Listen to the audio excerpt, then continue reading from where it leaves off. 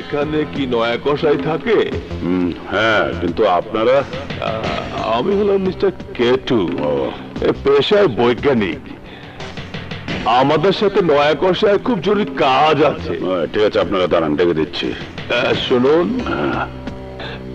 নয়া কষাই কি আপনার একমাত্র সন্তান?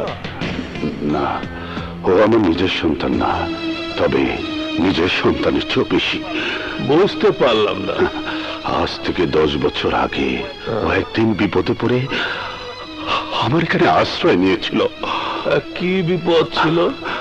খারা ছিল, ওর বাবা মাকে কোরবানি ঈদের দিনে খুন করেছিল, এবং ওদের 2 ভাইকে খুন করতে ধাওয়া করলে ওরা 2 ভাই বিচ্ছিন্ন হয়ে দুদিকে চলে যায়। ও আমার কাছে এলো, অন্যজনের কোনো সংবাদ পাওয়া যায়নি।